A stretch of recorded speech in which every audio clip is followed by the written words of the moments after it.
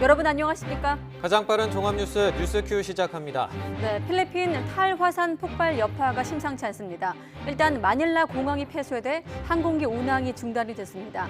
화산재로 뒤덮인 현지에서 오도 가도 못하고 발이 묶여있는 관광객들도 있다고 하는데 현지 상황 어떤지 주 필리핀 한국대사관 총영사에게 직접 물어보도록 하겠습니다.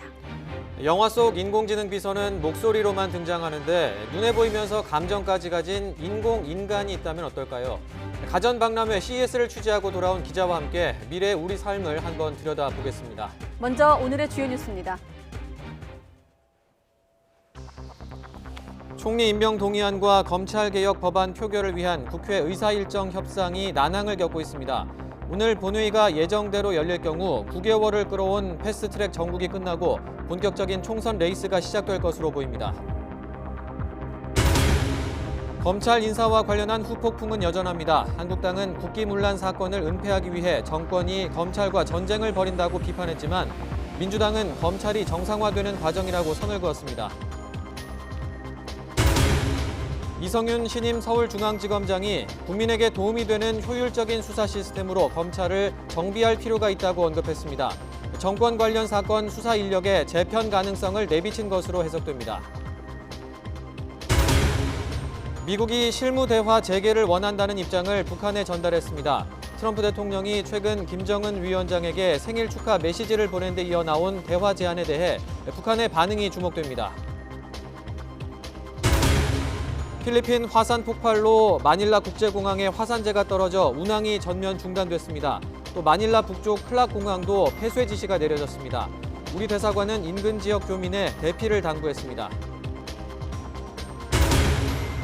야당 추천의 세월호 특조위원인 김기수 변호사가 자진 사퇴했습니다. 김 의원은 자신에 대한 마녀 사냥으로 갈등이 증폭됐고 여러 차례 감금을 당했다고 주장하며 공무원 노조를 고발했습니다. 성매매 알선과 상습 도박 혐의 등을 받는 가수 승리에 대한 영장 심사가 진행 중입니다.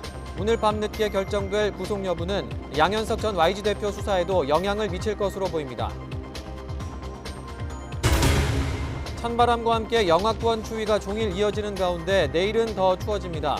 오늘보다 기온이 10도 이상 떨어질 것으로 예보된 경기와 영서 북부, 강원 산간에는 한파주의보가 내려졌습니다. 국회가 오늘 본회의를 열어 정세균 국무총리 후보자에 대한 인준 표결에 나섭니다. 네, 한국당이 의사 일정에 반발하는 가운데 검찰개혁 법안과 유치원 3법 등 나머지 패스트트랙 법안 처리도 마무리 지을 가능성이 커 보입니다. 취재기자 연결해서 자세한 국회 상황 알아보겠습니다. 최민기 기자. 네, 국회입니다. 네, 우선 오늘 본회의가 예정대로 6시 열리는 겁니까? 네, 그렇습니다. 앞서 문희상 국회의장과 여야 3당 원내대표는 오전 11시에 회동하고 의사일정을 논의했습니다. 한국당은 오전 10시나 오후 2시에 본회의를 열던 관례에서 벗어나 오후 6시로 잡은 데 대해 항의하며 오는 16일 오전 10시로 본회의를 연기할 것을 요구했습니다. 하지만 민주당은 오늘 본회의를 열어 총리 후보자 임명 동의안과 유치원 3법을 포함한 패스트트랙 법안을 모두 마무리해야 한다며 기존 계획대로 오늘 오후에 열겠다는 방침입니다. 문희상 의장이 오후 5시까지 여야가 합의해보라고는 했지만 16일은 총선 출마를 위한 공직자 사퇴 시한인 만큼 이 본회의는 미루지 않고 오늘 열릴 것으로 전망됩니다. 오늘 본회의가 열린다면 정세균 국무총리 후보자의 임명 동의안이 표결에 들어가게 되는데요. 민주당은 이른바 4+1 협의체, 여야 5당의 공조 속에 총리 인준이 무난히 이루어질 것으로 내다보고 있습니다. 네, 그리고 오늘 본회의가 열리게 된다면 이 검경 수사권 조정과 관련된 법안도 다뤄지게 될 텐데 전망은 어떻습니까? 네, 앞서 선거법, 공수처법 통과에 이어 오늘은 검경 수사권 조정안이 본회의에서 처리를 앞두고 있습니다. 검경 수사권 법안 가운데 형사소송법은 앞서 지난 9일 본회의에 상정된 이후 무제한 토론이 종료됐기 때문에 오늘 표결이 가능한 상황입니다. 형사소송법이 처리되면 검경수사권 조정안이 나머지 법안인 검찰청법 개정안도 상정될 예정입니다. 한국당은 필리버스터를 포함한 대응 방안을 의원총회에서 의견을 수렴하겠다는 방침입니다. 민주당은 오늘 본회의에서 검찰개혁 법안과 함께 유치원 3법까지도 처리하겠다는 방침입니다. 민주당 이인영 원내대표는 오늘 당 최고위원회의에서 검경수사권 조정 법안까지 통과되면 검찰개혁을 위한 1단계 개혁 입법 과정은 모두 끝난다고 밝혔습니다. 9개월을 끌어온 패스트트랙 국면을 끝내자며 한국당에도 그만 5기의 정치를 끝내라고 강조했습니다. 공수처법 폐기를 공약 1호로 내거는 것과 같은 5기의 정치를 멈추고 이제 모두가 결론에 승복해야 하는 시간입니다. 반면 한국당은 민주당의 마지막 협상 제의에 협상 운운하는 것은 변명을 만들기 위한 꼼수라며 일련의 날치기 사태부터 사과하라고 반발했습니다. 한국당 심재철 원내대표는 쌍둥이 악법이라 할 수 있는 선거법과 공수처법부터 사과하고 백지화하면 협상할 수 있다고 밝혔습니다. 민주당이 진정 협상 의지가 있다면 먼저 일련의 날치기 사태에 대해 정중하게 사과부터 하시기 바랍니다. 자, 그리고 오늘 정치권에서 또 관심을 모으는 사안인데, 자, 비례정당에 대한 명칭, 그러니까 비례모모당, 이 이름에 대한 허용 여부가 조만간 결정이 나는 거죠? 네, 그렇습니다. 오후 3시부터 열리는 중앙선관위 전체 회의를 통해 결정이 되는데요. 아직 선관위의 결정이 나오지는 않은 상황입니다. 비례라는 명칭 자체를 쓸 수 있느냐에 대한 판단이 오늘 내려지는 겁니다. 이는 창당 준비위와 정당의 명칭은 이미 신고된 준비위와 등록된 정당이 사용하고 있는 명칭과 뚜렷하게 구별돼야 한다는 이른바 유사 명칭 사용 금지 조항 때문입니다.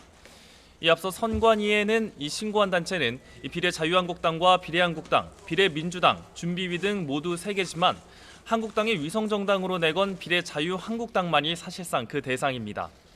이에 대한 민주당과 한국당의 입장은 엇갈리고 있습니다.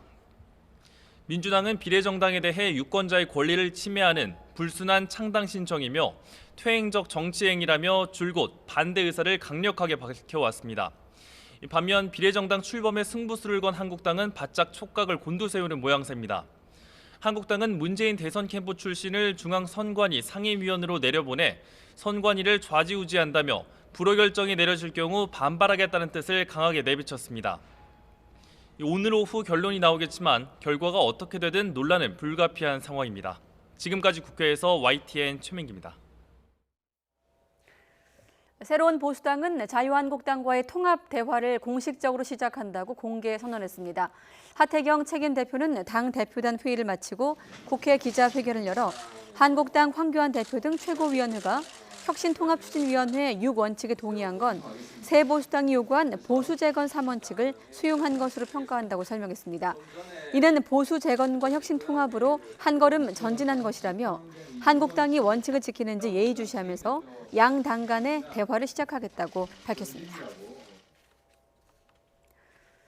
문재인 대통령은 내일 신년 기자회견을 열고 1시간 반 동안 내외신 취재진의 질문에 답을 할 예정입니다. 네, 집권 4년차 남북관계 개선 방안과 검찰 인사 논란, 한일 관계, 또 부동산 정책 등 어려운 국정 현안에 대해 문 대통령이 어떤 입장을 밝힐지 주목됩니다. 김도원 기자입니다.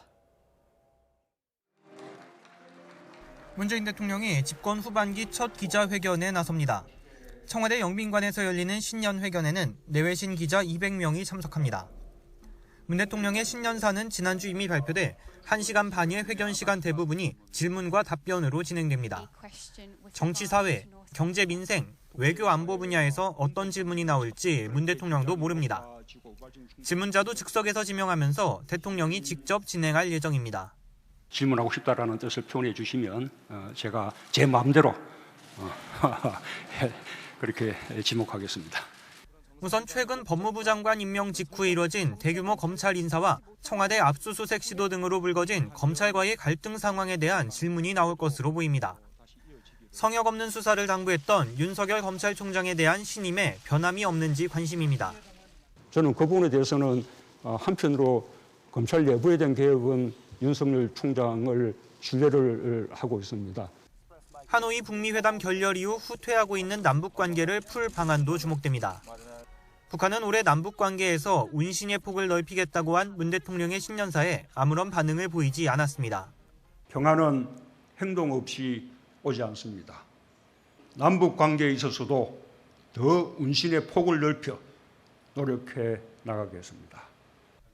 오히려 북미 대화에 끼어들지 말라면서 연초부터 우리 정부의 중재 역할에 선을 긋고 나섰습니다. 이 밖에 한일 관계 정상화 방안과 호르무즈 해협 파병 문제, 경기 활성화 방안, 부동산 대책 등 집권 4년차 국정 현안에 대한 자유로운 질문이 나올 것으로 예상됩니다.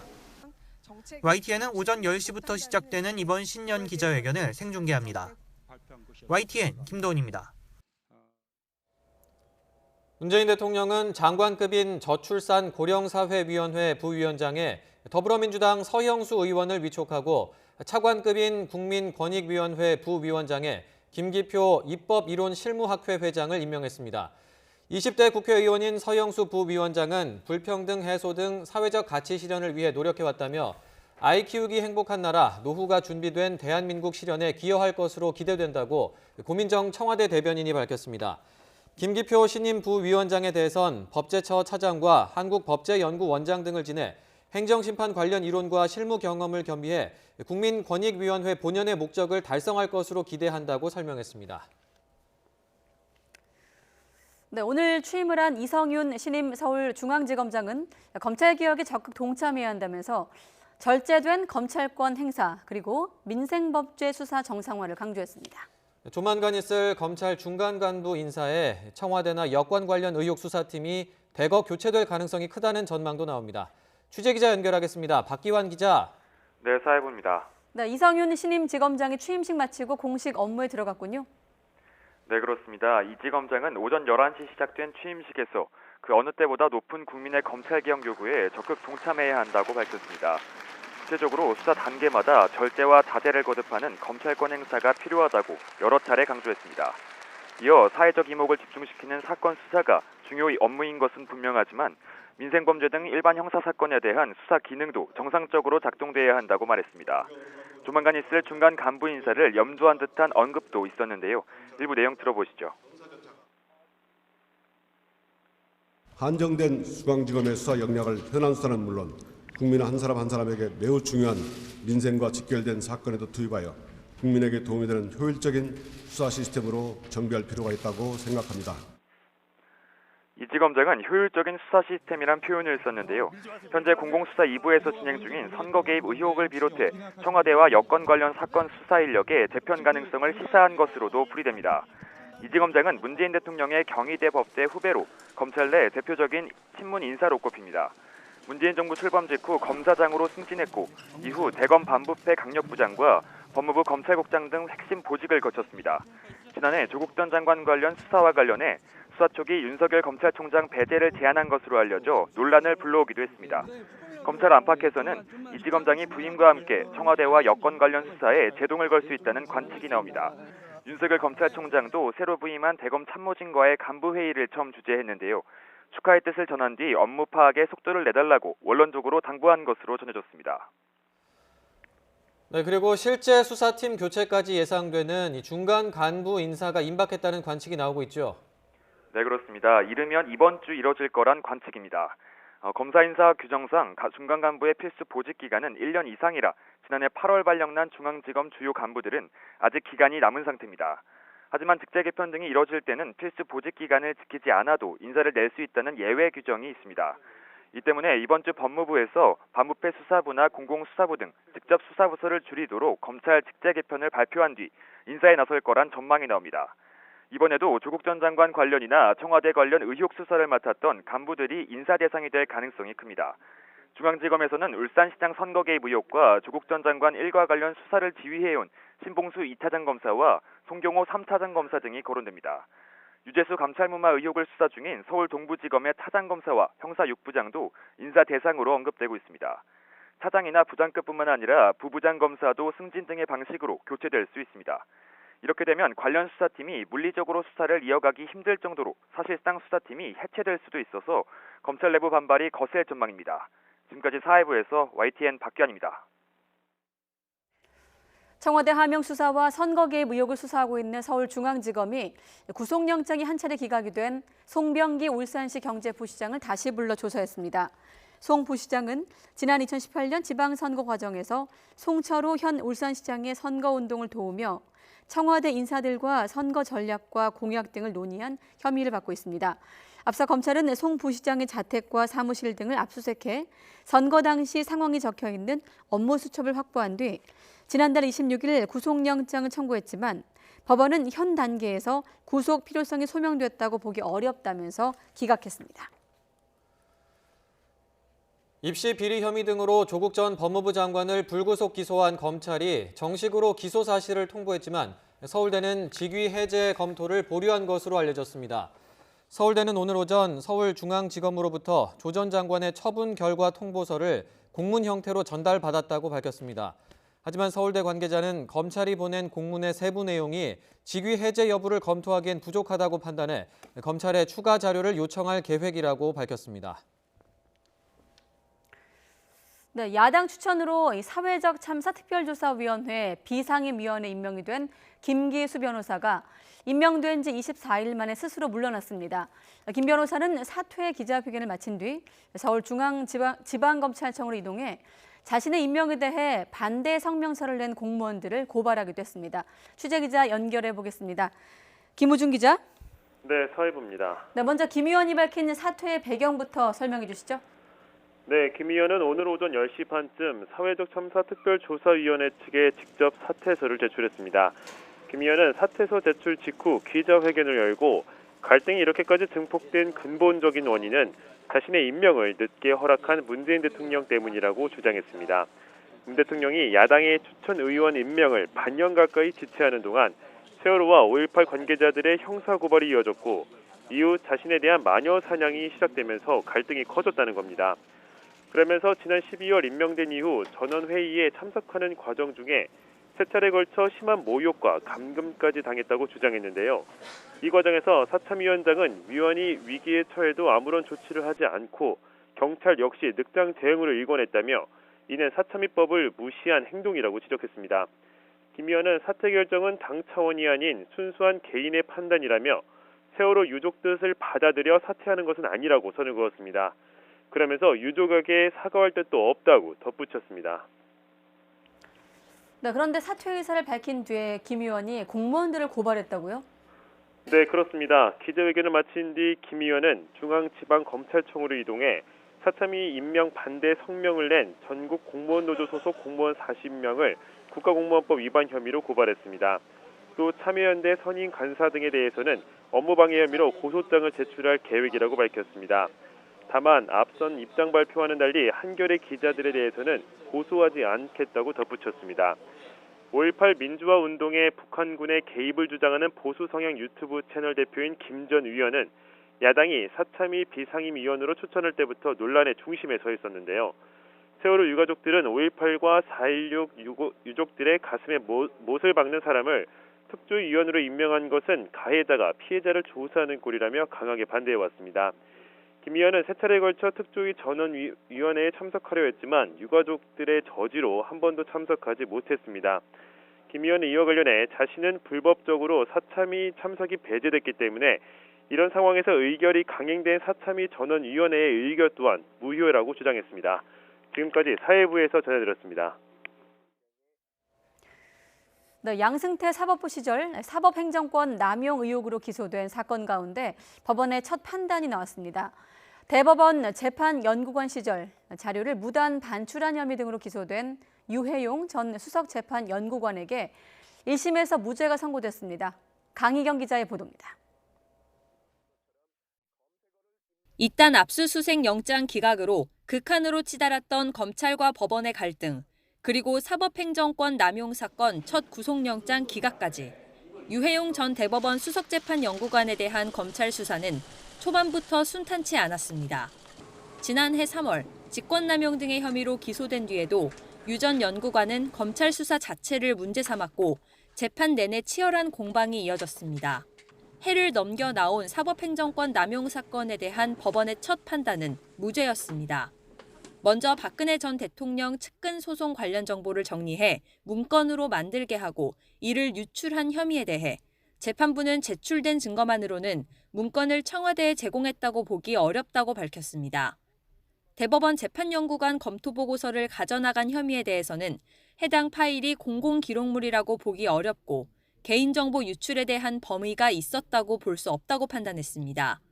직무상 취급한 사건을 개업 후 수임했다는 변호사법 위반 혐의에 대해서도 대법원 재직 시절 실질적으로 취급한 사건이라 볼 수 없다며 무죄로 판단했습니다.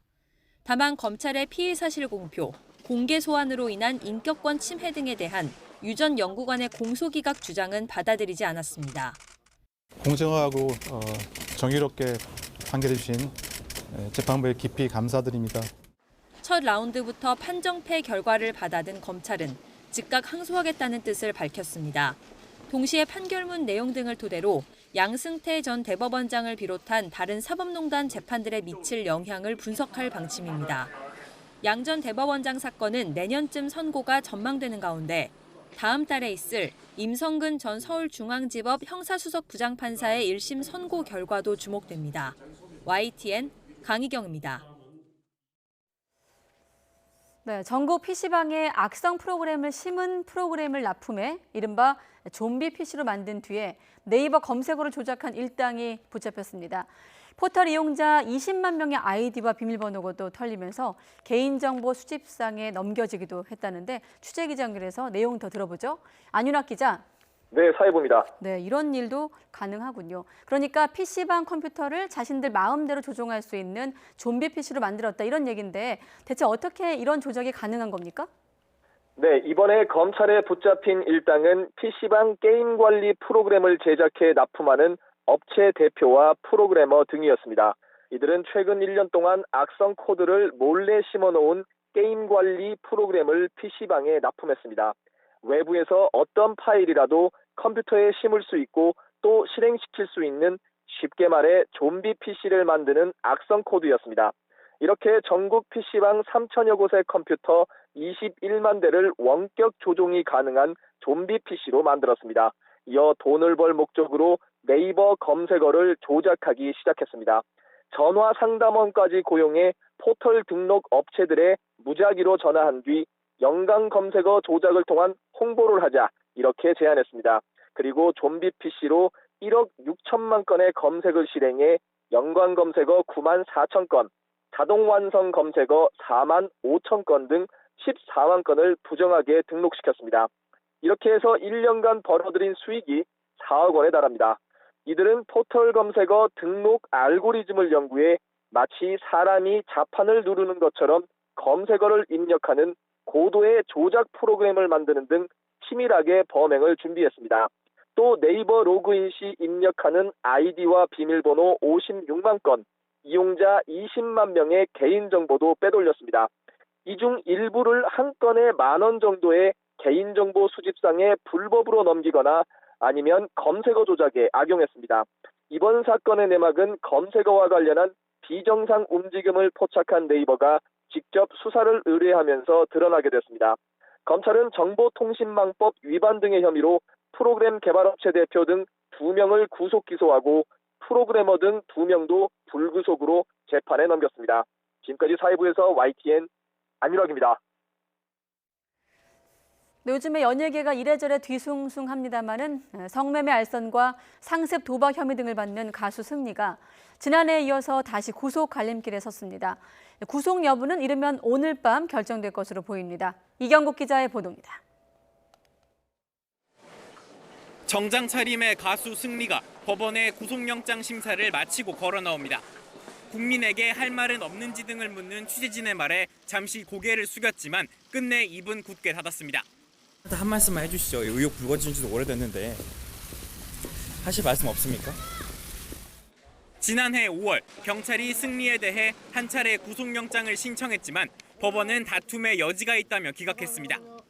이후 경찰로부터 버닝썬 사건과 상습 도박 사건을 넘겨받은 검찰은 보강 수사를 벌여왔습니다.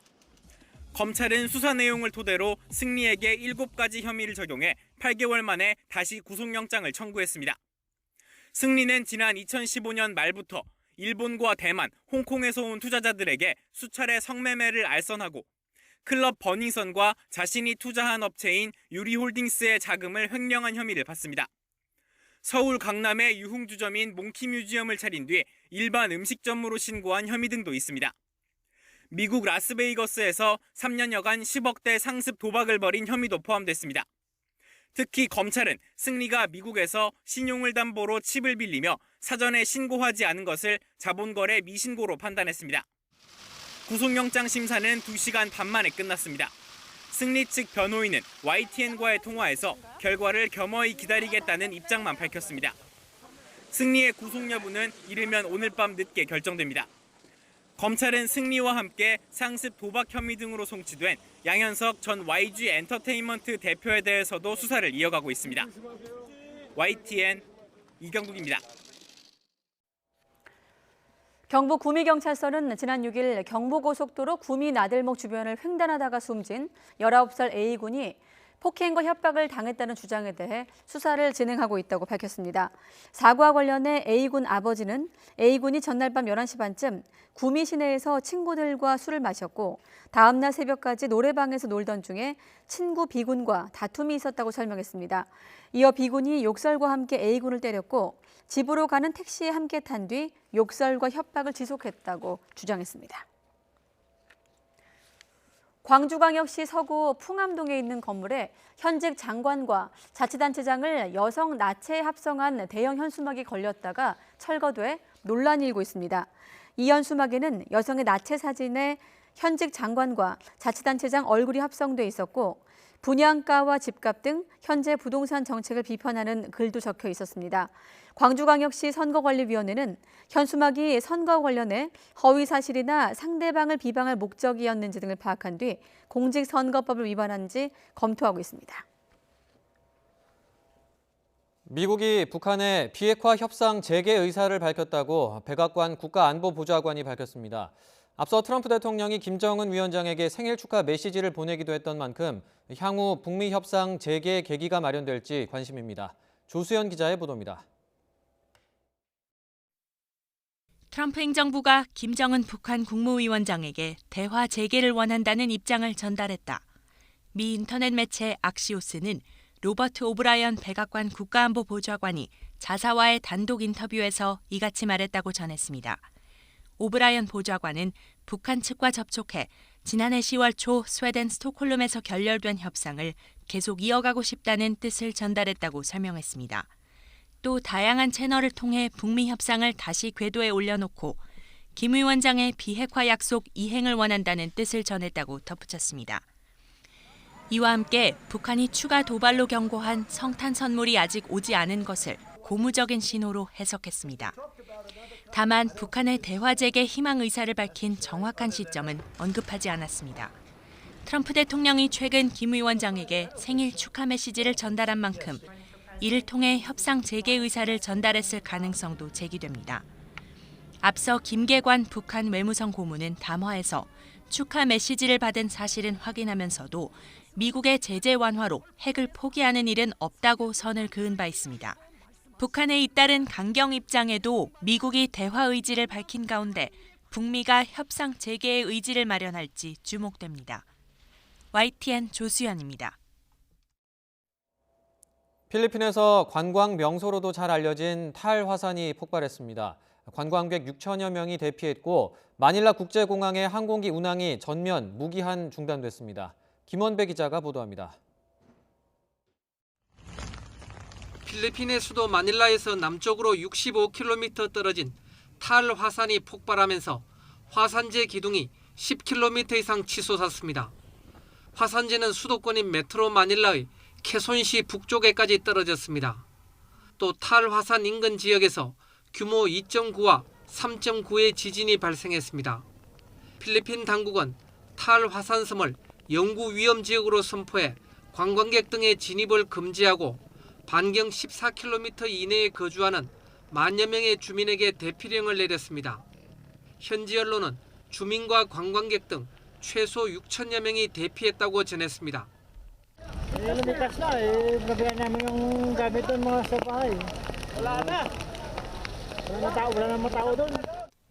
탈화산의 폭발로 생긴 화산재가 활주로에 떨어지면서 현지 시각 오후 6시부터 마닐라 국제공항의 국제선과 국내선 항공기 운항이 전면 중단됐습니다.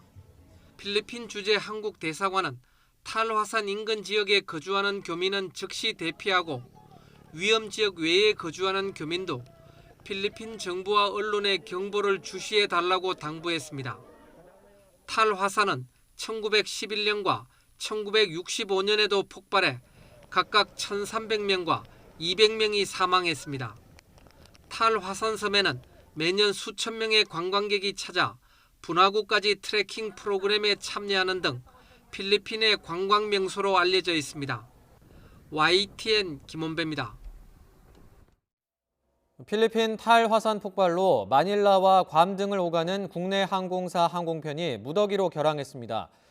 대한항공은 어제와 오늘 모두 10편의 항공편이 결항 또는 취소된 상황이라고 전했고, 아시아나항공도 인천에서 출발하는 마닐라행 왕복 항공편 3편, 편도 기준 6편의 항공편이 결항됐다고 밝혔습니다. 대한항공은 오후에 공항 통제가 일시적으로 풀린 상황이지만 화산재로 인한 엔진 손상 등의 우려가 있어서 운항이 여의치 않다고 판단해 항공편을 결항 조치했다며 앞으로 추가 지연 가능성도 있다고 덧붙였습니다.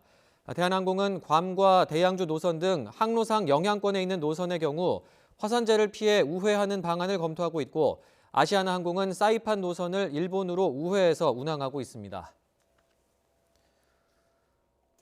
이란 정부가 실수로 우크라이나 여객기를 격추한 사실을 시인한 이후 이란에서는 반정부 시위가 이어졌습니다. 이라크에서는 미군 주둔 공군 기지에 로켓포 8발이 떨어지는 등 긴장이 계속되고 있습니다. 보도에 이종수 기자입니다. 대학생 등 시위대 수백 명이 이틀째 테헤란 거리에서 정부를 규탄하는 시위를 벌였습니다. 희생자를 추모하고 우크라이나 여객기를 실수로 격추해놓고도 거짓말로 넘어가려 한 정부를 비판했습니다. 이런 가운데 그제 집회에서 이란 주재 영국 대사가 체포됐다가 풀려난 데 대한 논란도 이어지고 있습니다. 영국 대사는 추모 모임에 참석했을 뿐 반정부 시위에 간 것이 아니라고 해명했지만, 시위대 사이에는 영국이 이란 내 반정부 시위를 조장하고 있다는 비난의 목소리도 일고 있습니다. دیروز توی اغتشاشات شرکت کردن، هدایت می‌کردن مردم رو، دخالت می‌کردن و همین باعث شده که مردم عصبانیشان امروز اینجا حضور پیدا کنن. جهتی که 미군 병력이 주둔해온 이라크 알발라드 공군기지에는 지난 4일과 9일에 이어 어제 또 로켓 8발이 떨어졌습니다. 이곳에 주둔하는 미군은 대부분 다른 곳으로 철수했고, 공격으로 인한 부상자 4명은 모두 이라크군이었습니다. 이라크군은 로켓포 공격의 배후가 누구인지는 언급하지 않았습니다. 이라크에선 미군과 이란의 내정 간섭에 반대하는 격렬한 시위가 벌어졌습니다. 시위대원들이 보안군들과 충돌하면서 부상자도 발생했습니다. 한편 프랑스, 독일, 영국은 공동 성명을 내고 중동 안정을 위해 이란과 협의할 준비가 돼 있다며 이란도 핵 합의를 완전히 준수하라고 거듭 촉구했습니다. YTN 이종수입니다. 트럼프 대통령은 이란 압박에 나섰습니다. 자신의 트위터에 반정부 시위대를 지지하는 내용의 글을 연이어 올리며 시위대를 죽이지 말라고 경고한 겁니다. 이동우 기자의 보도입니다. 이란 군 당국이 미사일 5인 발사로 우크라이나 여객기를 격추시켰다고 발표하자 이란에서는 대학가를 중심으로 반정부 시위가 벌어지고 있습니다. 트럼프 대통령은 트위터 계정에 연이틀 글을 올려 이란 반정부 시위대에 대한 공개적인 지지를 표명하며 이란 정권에 대한 압박에 나섰습니다. 트럼프 대통령은 이란 정부에 의해 이미 수천 명이 죽거나 투옥됐고 세계는 지켜보고 있다며 더 중요한 것은 미국이 지켜보고 있다고 강조했습니다. 이어 이란은 인터넷을 다시 켜고 기자들이 자유롭게 취재할 수 있도록 하라, 위대한 이란 국민을 살해하는 것을 멈추라고 촉구했습니다. 트럼프 대통령은 하루 전에도 임기 시작 이래 용감한 이란 국민들과 함께 서 있어 왔고 앞으로도 계속 그럴 것이라며 우리는 당신들의 용기에 고무돼 있다고 격려했습니다. 이란 혁명 수비대가 여객기를 실수로 격추했다고 시인한 뒤 이란 곳곳에서는 희생자 추모 집회를 열어 군부와 정부를 비판했습니다. 한편 이란은 지난 8일 이라크 주둔 미군 기지를 미사일로 공격한 직후 추가 보복이 없을 것이라는 메시지를 스위스 대사관을 통해 미국에 전달했다고 뉴욕타임스가 보도했습니다.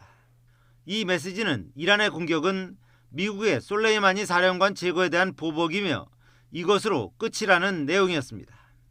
이란은 앞서 미사일 공격 전에도 이라크 정부를 통해 사실상 공격 계획을 미국에 알렸습니다. 미사일 공격 전후의 이러한 조치가 미국의 군사적 반격 조치를 막는 데 큰 영향을 미쳤다는 것입니다. 이란의 공습에도 사상자가 없다는 보고를 받은 트럼프 대통령은 대국민 연설에서 이란이 보낸 비밀 메시지는 언급하지 않은 채 군사작전 대신 경제 제재 방침을 발표했습니다. YTN 이동호입니다. 우크라이나 정부가 이란 정부의 격추 사실 발표 전에 여객기 피격 사실을 알고 있었지만 전략적 판단에 따라 이를 공개하지 않았다고 워싱턴 포스트가 보도했습니다. 알렉세이 다닐로프 우크라이나 국가안보국방위원회 서기는 워싱턴 포스트에 미국이나 캐나다보다 앞서 자국 여객기가 이란 미사일에 격추됐다는 사실을 인지하고 있었다고 밝혔습니다. 우크라이나 정부가 여객기 피격 사실을 알고도 함구한 건 자국 조사팀이 현지에서 구체적인 증거를 확보하려면 이란의 협조가 필수적이라는 판단에 따른 것이라고 워싱턴 포스트는 전했습니다. 올해 서울교육청의 가장 뜨거운 현안은 바로 이 학원 일요 휴무제가 아닐까 싶은데 교육청은 상반기 이후에 도입 여부를 결정하겠다는 계획입니다. 네, 하지만 학원법 개정도 어려운 상황에서 4월 총선까지 앞두고 있어서 연내 시행이 쉽지 않아 보입니다. 권호진 기자가 보도합니다. 서울시 교육청의 올해 주요 업무 계획에는 학원 일요 휴무제가 빠졌습니다. 작년 공론화 결과 제도 도입이 공고됐지만 후속 계획은 고사하고 아무런 내용이 없었습니다. 교육청은 다만 다음 달 10일쯤 정책 연구 결과가 나온 뒤 결정하겠다는 말만 되풀이합니다. 학원 일요 휴무제 시행의 어려움을 엿볼 수 있는 대목입니다. 이 같은 분위기는 조희연 교육감의 최근 언론 인터뷰에서도 감지됐습니다. 학원 일요 휴무제는 이해 당사자가 많은 데다 실효성이 적고 학생의 학습권 침해 문제 등을 들어 반대하는 의견이 많아 충분한 시간을 두고 신중하게 결정하겠다고 밝혔습니다. 조 교육감의 신중한 입장은 제도 도입을 위한 학원법 개정이 힘든 상황과 4월 총선을 의식했기 때문으로 보입니다. 교육청 실무자도 이런 점을 인정합니다. 시행에는 조금 어려움이 따를 거라는 사항은 생각은 하고 있습니다. 국회의원 선거도 있고요. 또 우리 법제처가 또 우리에게 또 유권 해석 내린 내용도 있고 그렇기 때문에 학원 일요 휴무제에 따른 학생과 학부모, 특히 학원들의 반발은 선거에서 여당의 악재가 될 수 있습니다. 우리나라는 현재 지금 현실적인 교육 체계 안에서 그걸 이제 막혔다고 쳤을 때 그 사람들이 가만히 있겠는가. 서울 학원이 쉬면 인근 지역 학원으로 몰리는 풍선 효과와 음성적인 사교육 우려 등 현실성이 낮다는 지적도 교육청은 간과할 수 없습니다. 사실상 학원법을 개정해야만 시행할 수 있는 상황에서 총선이라는 큰 벽에 가로막힌 학원 일요 휴무제의 연내 시행은 힘들 전망입니다. YTN 권호진입니다. 교육부는 올해 고교 학점제 연구학교는 128개교, 선도학교는 600개교로 확대해서 지원할 계획입니다. 교육부는 지난해 고교 학점제 연구학교에서 학생 중심 문화가 확산한 것으로 분석됐다며 이같이 밝혔습니다. 교육부에 따르면 지난해 전국 102개 학교가 고교 학점제 연구학교로서 수업 혁신 성과를 냈고 시도교육청 차원에서 운영 지원한 고교 학점제 선도학교는 지난해 252개 교가 있었습니다. 네, 수도권의 한 대단지 아파트에서 택시만 노린 연쇄절도 사건이 한 달 새 2차례 이상 발생했습니다. 네, 경찰이 한 달째 수사를 이어가고 있지만 이렇다 할 단서도 잡지 못하고 있어서 주민들의 불안감이 커지고 있습니다. 김대겸 기자가 보도합니다. 검은 모자에 마스크를 착용한 남성이 몰래 숨어 지하주차장 이곳저곳을 살핍니다. 사람이 없는 것을 확인한 뒤 CCTV가 없는 사각지대로 사라집니다.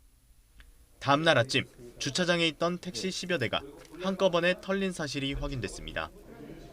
뒷창문을 깨고 들어가 현금을 훔쳤고 추적의 단서가 될 수 있는 블랙박스 칩도 빼서 달아났습니다. 블랙박스는 양쪽 사이에 다 있고 칩만 빼갖고 왔습니다. 그 이제 자기 얼굴이 찍혔으니까 그걸 노출 안 시키려고 빼갖고 간 거죠. 곧바로 경찰 수사가 시작됐지만 불과 보름 뒤 옆 단지에서 다시 택시 10여 대가 같은 피해를 봤습니다.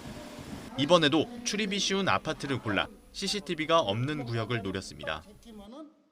택시 연쇄절도가 일어났던 아파트입니다. 다른 곳과 달리 외부인의 출입을 막을 수 있는 장치가 전혀 돼 있지 않습니다. 이번엔 지하주차장 안에 들어와 봤습니다. 절도 사건 이후 불안감 때문에 이렇게 CCTV가 있는 곳만 골라 차를 세울 수밖에 없습니다. 경찰 수사는 한 달째 제자리입니다. 범인은 교묘하게 CCTV가 없는 경로를 골라 이동한 데다 손에 장갑을 끼고 범행을 하는 등 이렇다 할 단서를 남기지 않았습니다. 신출귀몰한 범인의 행각에 또다시 피해를 보지 않을지 택시기사들의 걱정은 이만저만이 아닙니다. 불편하고 불안하고요. 또 이러면 또 그럴까 걱정되죠. 수시로 경비 아저씨가 수시로 지금 순찰 돌아요.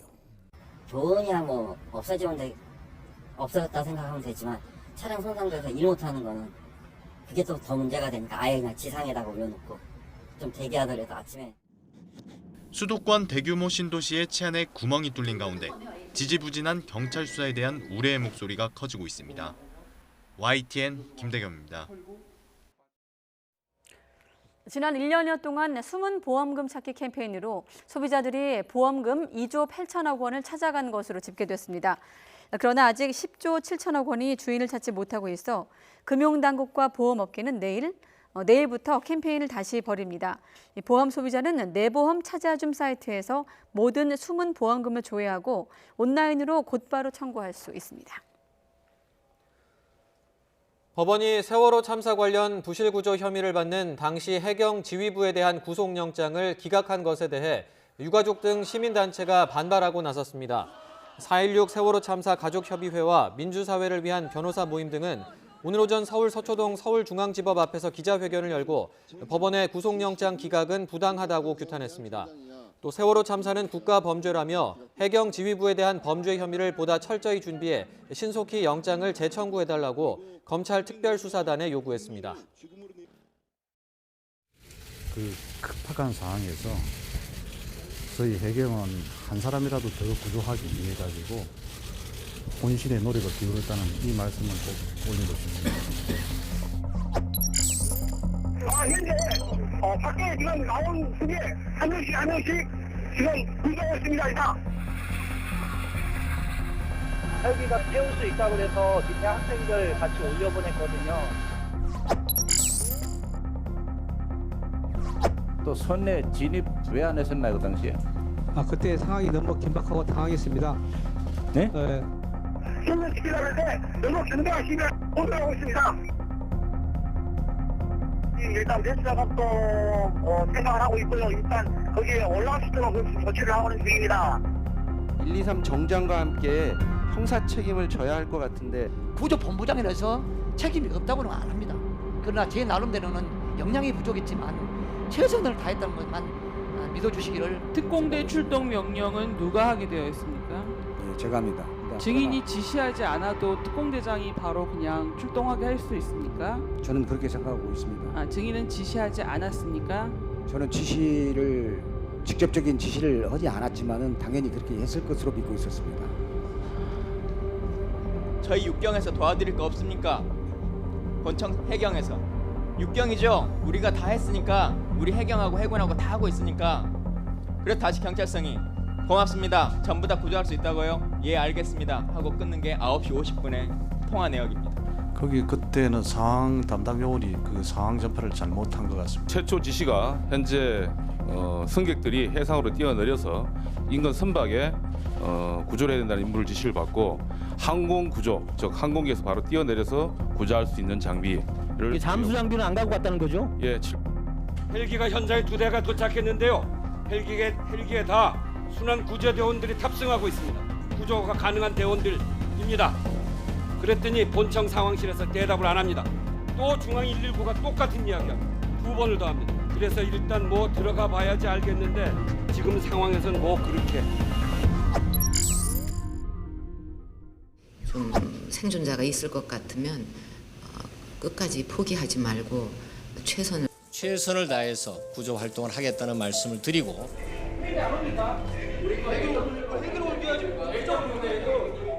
중간에 공기층이 있을 수 있잖아요. 우리 기술력을 총동원할 수 있도록 좀 노력을 해주기 바랍니다. 해군하고 협조해서 가지고 있는 모든 저희 장비를 총동원하고 그러니까. 동기 있는 여부는 진입해서 그 과정에서 확인돼야 될 것이지.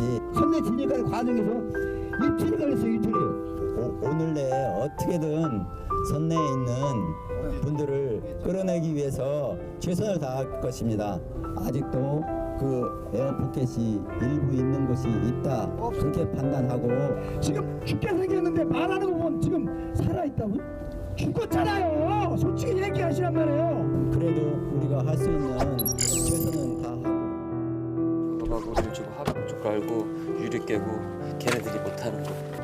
걔네들 뭐 풀장에서 연습하고 평생 그런 물질한 분이 여기서 이 바닥에서 그런 사람하고 걔네들하고 안 되는 거예요. 저희들 보통 30m, 40m 할 때 드라이너로 보는데요. 그 이상 들어가면은 생존자 구조하는 경우가 별로 없습니다. 그렇기 때문에 국가 세력은 주로 이제 그 정도 힘의 잠수는 뭐 그런 경력은 가진 사람은 있었습니다만은 해경이 들어온 이후에는 주로 이제 스쿠버 위주로. 이러다 죽을 수 있겠다라는 생각을 매일매일 했어요. 잠수할 때마다. 내가 안 하면 또 다른 동료가 해야 되는데 사람들 몇 명 하니까 계속. 부에서 못하는 거를 진짜 민간 잠수사들이 다 이렇게 했는데 민간인 사망 사고가 나니까 내가 책임자라고 하면서 이제 나를 갖다가 이제 기소를 시킨 거죠. 쫓겨나듯이 나오면서 이게 되게 미안해요. 사실은 이 수습자 가족들한테 끝까지 다 하지 못한 게 우리 마음에는. 다만 한 가지 말씀드리고 싶은 거는 그 급박한 상황에서 저희 해경은 한 사람이라도 더 구조하기 위해 가지고 혼신의 노력을 기울였다는 이 말씀을.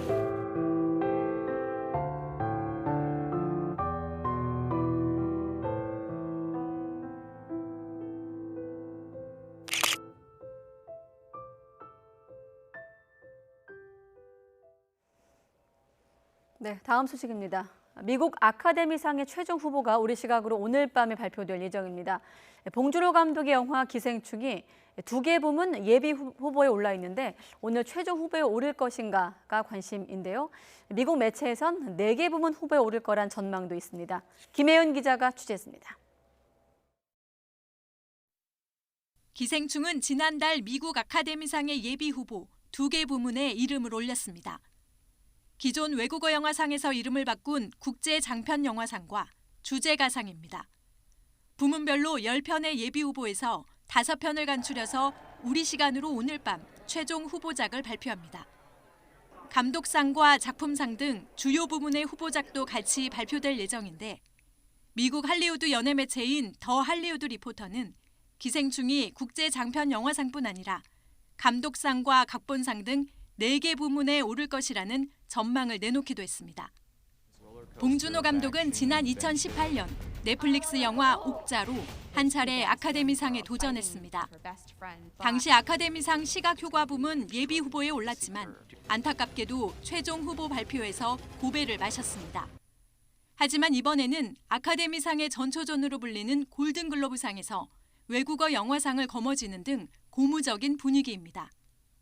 기생충이 저변에 깔고 있는 그 지배 계급의 문제나 또 봉준호 감독의 어떤 블랙 코미디 유머 감각이 그 지역이나 어떤 문화의 한 지역이나 문화에 국한된 것이 아니라 전 세계적으로 잘 통했다라는.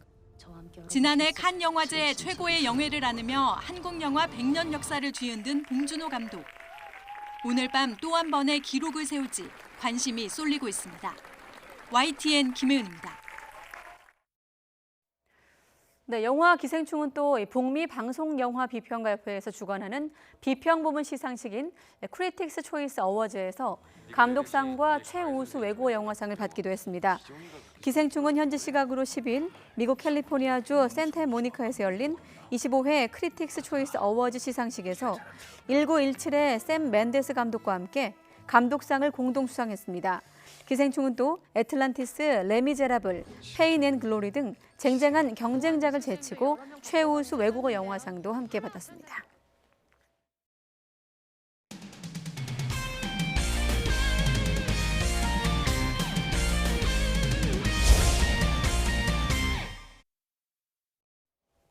여자 배구가 3회 연속 올림픽 본선에 진출하면서 이제 시선은 도쿄로 향하고 있습니다.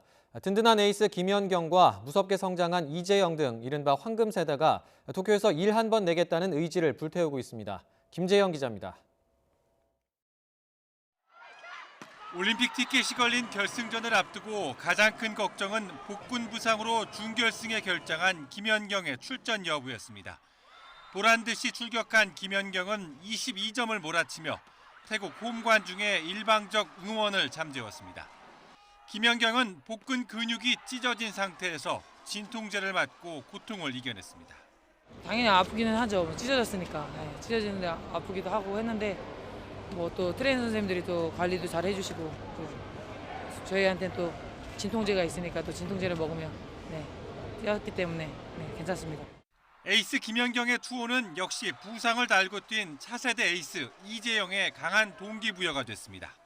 저희가 진짜 부상이 많았어요. 그래서 연습도 많이 못하고 뭐 다 참으면서 어쩔 수 없이 이렇게 어쩔 수 없이 하는 걸 보니까 되게 마음도 아팠고 그냥 그랬던 거 뭔가 다 같이 울고 그랬던 것 같아요. 네, 감사합니다. 네, 울려요. 이번 대회 이재영의 활약은 단연 돋보였습니다. 결승까지 5경기에서 공격 성공률 60%로 1위, 득점 2위, 서브 리시브 효율 3위, 말 그대로 공수에 걸친 만점 활약이었습니다. 여기에 이재영의 쌍둥이 동생 이다영과 김희진, 양효진 등 주축 선수들도 크게 성장했습니다. 황금세대라는 찬사가 어색하지 않은 여자 배구는 도쿄에서 44년 만에 메달에 도전합니다. 올림픽에서도 뭔가 일 한번 낼 수 있을 것 같은 그런 좋은 예감이 들어서 정말 고생한 스태프진이나 선수들한테도 많이 성장했고 또 올림픽 가서도 좋은 성적이 났으면 좋겠습니다. 32살인 김연경의 마지막 올림픽이 될지 모른다는 점도 선수단의 의지를 높이고 있습니다. 꿈에 그리던 무대인데 정말 꼭 한번 메달을 따고 싶고 연경원이 있을 때 한번 해보고 싶어요. 2012년 런던 대회 4위, 2016년 리우 대회 5위, 배구 여제를 필두로 원팀으로 뭉친 황금세대가 도쿄에선 웃을 수 있을지 기대됩니다. YTN 김지영입니다. 3회 연속 올림픽 본선 진출을 달성한 여자 배구 대표팀이 오늘 밤에 귀국합니다. 라바리니 감독을 비롯해 김연경과 이재영 등 여자 대표팀 선수들은 오늘 밤 인천공항을 통해 귀국한 뒤 소속팀으로 복귀할 예정입니다. 배구 대표팀이 귀국하면서 잠시 휴식에 들어갔던 V리그는 내일부터 다시 열전에 돌입합니다. V리그는 내일 여자부는 흥국생명과 IBK 기업은행, 남자부는 한국전력과 대한항공의 경기를 시작으로 오는 3월까지 리그 경기를 이어갑니다. 프로야구 외야수 김강민이 원 소속팀인 SK 와이번스와 2년간 총액 10억 원에 계약했습니다. SK 구단은 김강민이 베테랑으로서 헌신하는 모습이 팀에 큰 도움을 줄 것으로 판단했다고 계약 배경을 설명했고 구체적인 계약 조건은 계약금 1억 원에 연봉 3억 5천만 원, 연간 옵션 1억 원입니다. 김강민은 2001년 SK에 입단한 이후 19년 동안 팀을 옮기지 않은 프랜차이즈 스타입니다. 임성재가 PGA 투어 새해 첫 대회인 소니 오픈에서 톱10 진입에는 실패했습니다. 임성재는 미국 하와이에서 계속된 마지막 4라운드에서 한때 선두를 3타차까지 추격했지만 16번 홀에서 트리플 보기를 범하는 등 막판 실수가 겹쳐 합계 5언더파 공동 21위로 대회를 마감했습니다. 호주의 캐머런 스미스는 연장전 끝에 브랜던 스틸을 누르고 우승을 차지했습니다.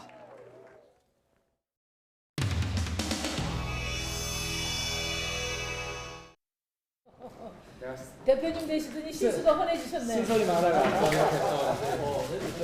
제가 쓴소리 많이 한 후배인데 오늘 덕담 한마디 해주세요. 덕담?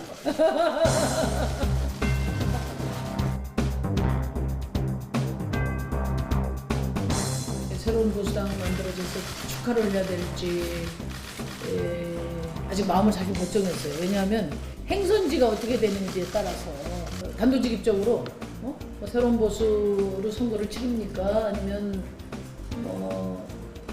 자유한국당하고 통합하는 정거장입니까? 답변 드릴게요. 예. 탕가리를 저희들이 할 겁니다. 그 정도 용기, 그 정도 각오 없이 선거 앞두고 이렇게 당을 새롭게 만들지 않았고요. 한국당에서도 우리 당에 오는 사람이 있지만 좀 긴장하셔야 될 겁니다. 정의당 당원 중에서도 저희 당으로 온 사람이 젊은 층 중에 있습니다.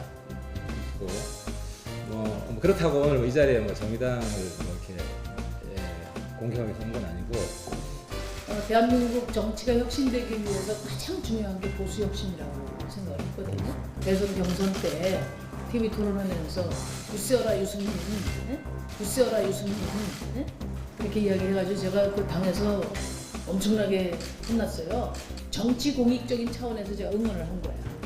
근데 이제 그 이후에 바른당 만드시고 어떤 기대하던 바를 보지 못했거든요. 정의당은 그동안 우리 사회에 그래도 빛과 소금의 역할을 잘해 주셨다고 저는 생각하고 진심이에요? 그동안은 했는데 맨날 그냥 최근에 들어서 조금 좀 이렇게 제가 볼 때 부족한 부분이 있는데 굳세어라 유승민 저는 우리 정의당에서 걸출한 인물이 요즘 보니까 굳세어라 진중권 굳세어라 진중권 이 당에 와서 그 말씀은 좀 드리고 싶습니다. 그 이제 뭐 우리 하태경 대표가 더 잘 아시겠지만은 선거 앞두고 정치권 리모델링이 워낙에 요란스러워요. 선거를 앞두고 지금 밀린 숙제 다 하듯이 그 말만 가지고 믿기는 좀 어려운 그게 우리 그동안의 정치 이제 모습이었기 때문에 새로운 보수당 곧 없어질 정당이다 이런 말씀이신 것 같은데 새로운 보수당이 없어진다면 그 전에 자유한국당이 사라져 있을 겁니다. 그러니까 뭐 대처 모여 하자 이런 뜻까지 요즘 젊어지려고 애를 많이 쓰시네. 당연히 제일 오늘 좀 많이 봐줬지 내가.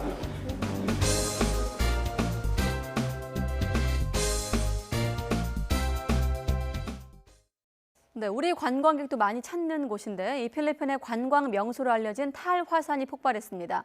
마닐라 국제공항 항공기 운항이 전면 또 무기한 중단됐습니다. 먼저 김원배 기자의 리포트부터 보고 나서 현지 상황 좀 더 알아보도록 하겠습니다. 필리핀의 수도 마닐라에서 남쪽으로 65km 떨어진 탈화산이 폭발하면서 화산재 기둥이 10km 이상 치솟았습니다. 화산재는 수도권인 메트로 마닐라의 케손시 북쪽에까지 떨어졌습니다. 또 탈화산 인근 지역에서 규모 2.9와 3.9의 지진이 발생했습니다.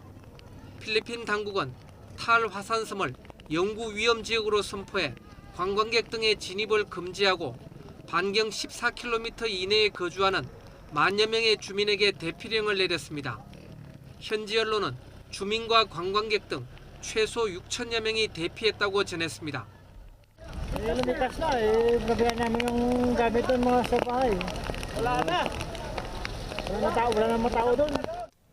탈화산의 폭발로 생긴 화산재가 활주로에 떨어지면서 현지 시각 오후 6시부터 마닐라 국제공항의 국제선과 국내선 항공기 운항이 전면 중단됐습니다.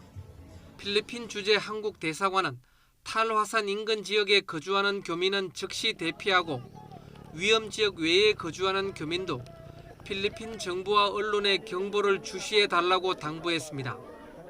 탈화산은 1911년과 1965년에도 폭발해 각각 1,300명과 200명이 사망했습니다.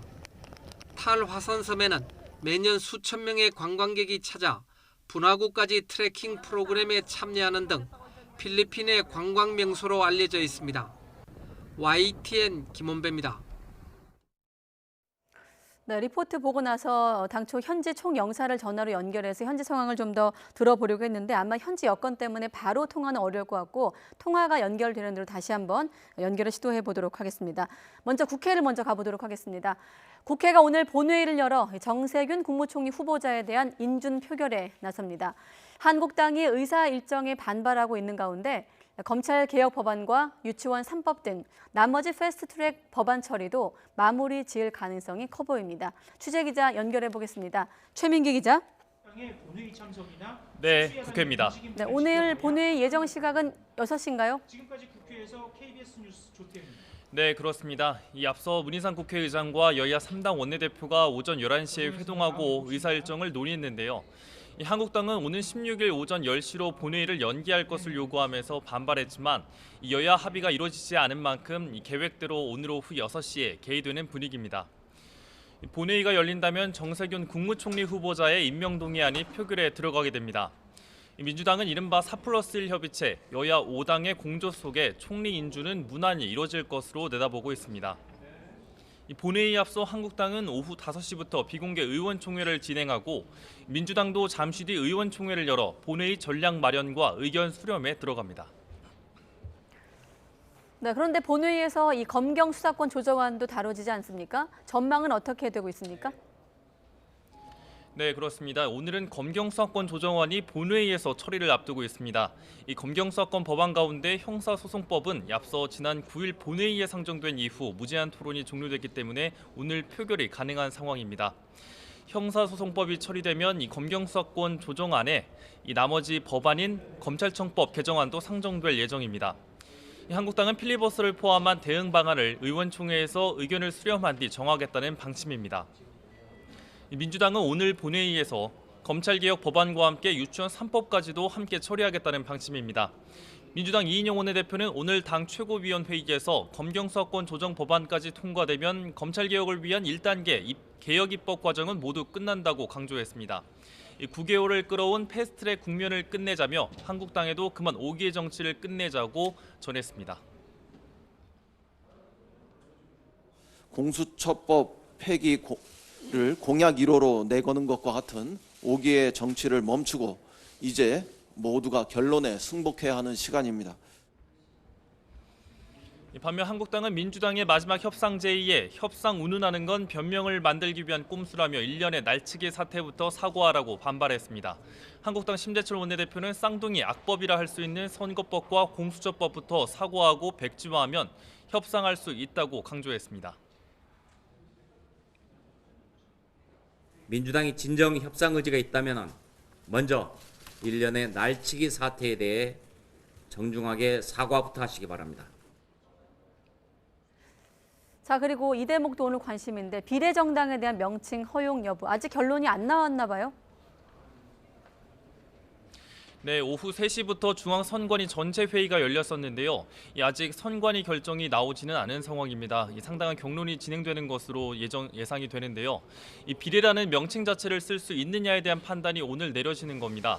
이는 창당 준비위와 정당의 명칭은 이미 신고된 준비위와 등록된 정당이 사용하고 있는 명칭과 뚜렷하게 구별돼야 한다는 이른바 유사 명칭 사용 금지 조항 때문입니다. 앞서 선관위에 신고한 단체는 비례자유한국당과 비례한국당, 비례민주당 준비위 등 모두 3개지만 한국당이 위성정당으로 내건 비례자유한국당만이 사실상 그 대상이라고 할 수가 있습니다. 이에 대한 민주당과 한국당의 입장은 엇갈립니다. 민주당은 비례정당에 대해 유권자의 권리를 침해하는 불순한 창당 신청이며 퇴행적 정치 행위라며 줄곧 반대 의사를 강력히 밝혀왔습니다. 반면 비례정당 출범에 승부수를 건 한국당은 바짝 촉각을 곤두세우는 모양새입니다. 한국당은 문재인 대선 캠프 출신을 중앙선관위 상임위원으로 내려보내 선관위를 좌지우지한다며 불허 결정이 내려질 경우 반발하겠다는 뜻을 강력히 내비쳤습니다. 조금 뒤에 결론이 나오겠지만 결과가 어떻게 나오든 논란은 불가피한 상황입니다. 지금까지 국회에서 YTN 최민기입니다. 네, 총선을 90여일 앞두고 자유한국당과 새로운 보수당이 공식적으로 통합 논의에 돌입합니다. 오늘 아침 한국당 황교안 대표가 최고위원회의에서 언급한 내용이 발단이 됐는데요. 먼저 듣고 오시죠. 이번 통추위를 발족시키면서 저희도 동의한 보수 중도 통합의 6대 기본 원칙이 발표되었습니다. 이 원칙들에는 새로운 보수당에서 요구해온 내용들도 반영되어 있습니다. 최근 중도 보수 진영의 정당과 시민단체들이 세력을 하나로 모아서 이 신당 창당에 나서겠다며 혁신통합추진위원회를 구성했고 통합을 위한 이른바 6대 원칙도 발표를 했죠. 앞서 듣고 오신 황교안 대표의 언급은 바로 이 6가지 원칙을 이야기하는 겁니다. 그동안 새로운 보수당에서는 통합 논의의 조건으로 여기 보시는 이른바 보수재건의 3원칙이라는 거를 한국당 지도부가 공개적으로 수용을 하라고 요구를 해왔는데 오늘 황교안 대표의 발언은 한국당의 통합 원칙과 새 보수당의 입장이 다르지 않다며 우회적으로 답을 한 셈입니다. 이에 새보수당 하태경 책임대표도 곧바로 환영의 뜻을 밝혔습니다.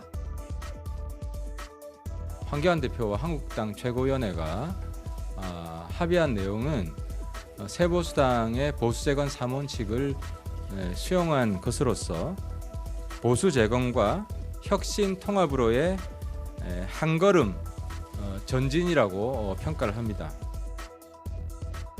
네, 하태경 대표는 앞으로 이 3원칙이 포함된 6원칙이 잘 지켜지는지 예의주시하면서 양당 간의 대화를 시작하겠다고 밝혔는데요. 지난해 11월 6일 황교안 대표가 보수 통합기구 만들자고 제안한 지 2달여 만에 겨우 대화가 시작된 셈인데 총선을 앞두고 있어서 이 논의의 속도가 날 거라는 전망도 나오고 있습니다. 다만 창당한 지 얼마 안 된 새로운 보수당에서 벌써 통합 논의가 나오는 건 좀 이르다는 지적도 있습니다. 이런 비판을 의식해서일까요? 한국당과의 통합 논의 시작을 발표하기 전에 열린 회의에서 유승민 의원은 이런 이야기를 하기도 했습니다. 새로운 보수당을 보수가 제대로 거듭나고 재건되는 그런 모습을 저희들 손으로 만들기 위해서 새로운 보수당을 창당한 것이지 자유한국당에 팔아먹으려고 자유한국당과 통합하기 위해서 새로운 보수당을 만든 게 아니다. 불과 몇 시간 뒤에 이 통합 논의를 공식화한 하태경 대표의 언급과는 정면으로 배치되는 내용이죠. 새로운 보수당 이준석 젊은 정당 비전 위원장도 이 통합 논의 발표된 이후에 SNS를 통해서 창당 일주일이 갓 지났는데 이런 협의를 할 수가 있느냐, 자신은 동의할 수 없다고 반발하기도 했습니다. 한국당과 새보수당의 통합 논의가 물꼬는 트였지만 순탄하게 진행될 수 있을지는 좀 지켜봐야 할 것 같습니다.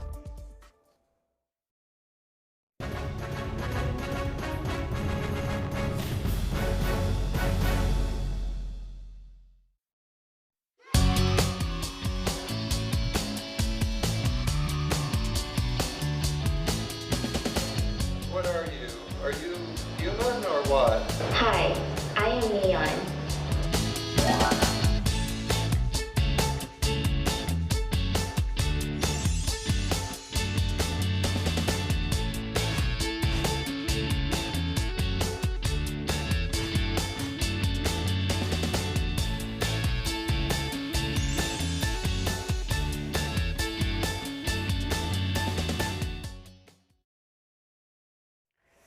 네, 세계 최대의 가전 IT 박람회 CES가 나흘간의 일정을 마치고 막을 내렸습니다. 네, 전 세계에서 4,400여 개 기업과 17만 명이 운집해서 이 새로운 미래 기술을 체험하고 관람했습니다.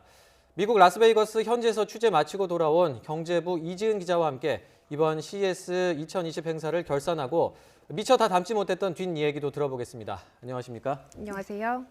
뭐 며칠이지만 꼭 미래에서 온 우리 이지은 기자, 현실은 좀 시시하지 않은지 궁금하긴 한데, 자, 뭐 물론 기사를 통해서 다양한 신기술들을 저희가 짤막짤막하게 만나봤습니다만 네. 오늘 이 자리를 통해서 어떤 것들 좀 소개해 주실 건가요? 네, 우선 그 귀여운 모습으로 많은 사람들의 눈길을 사로잡았던 로봇 볼리부터 만나볼까 하는데요. 우선 네. 화면 함께 보시겠습니다.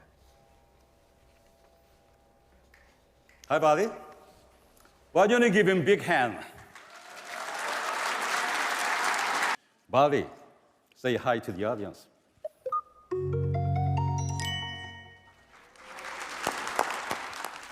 네, 이 동그란 공 모양의 볼리는 바로 삼성전자가 이번 CES에서 선보인 동반자 로봇입니다. 네. 보시는 것처럼 애완동물처럼 주인의 움직임을 인식하고 졸졸졸 따라다닐 수 있습니다. 마치 스타워즈에서 나오는 공같이 굴러가는 로봇, BB-8이죠. 이 로봇과 닮았다는 평도 나왔는데요. 네. 하지만 볼리가 모양만 귀여운 건 아닙니다. 그 AI 기술을 통해서 집안 곳곳을 모니터링하고 또 TV나 로봇 청소기 등 다양한 가전제품도 켜고 끄는 일종의 디지털 집사 기능을 할 수 있습니다. 네. 그 지금 소개해 주신 거 말고도 이번에 이른바 인공인간의 등장이 화제였다고요? 네네, 그렇습니다. 인공인간, 지금 화면에 등장하는 다양한 사람들의 모습 먼저 네. 봐주시죠. 어떠세요? 누가 진짜 사람이고 누가 가짜인지 구분이 가능하신가요? 잘 모르겠네요, 진짜. 네, 예상하셨겠지만 이 사람들은 모두 현실에 존재하지 않는 그 아티피셜 휴먼, 즉 인공인간입니다. 네. 이 인공인간은 천재 과학자로 유명한 프라나브 미스트리라는 과학자가 삼성 산하연구소 스타랩을 이끌고 있는데요. 삼성전자의 최연소 상무로도 유명한 사람입니다. 네. 이 사람이 이번 CES에서 처음 선보였는데요. 그 첫 발표 자리에 수많은 취재진과 기업 관계자들이 모여서 뜨거운 관심을 나타내기도 했습니다. 아, 우리가 하는 평소의 어떤 모습하고 정말 유사한데 인공인간.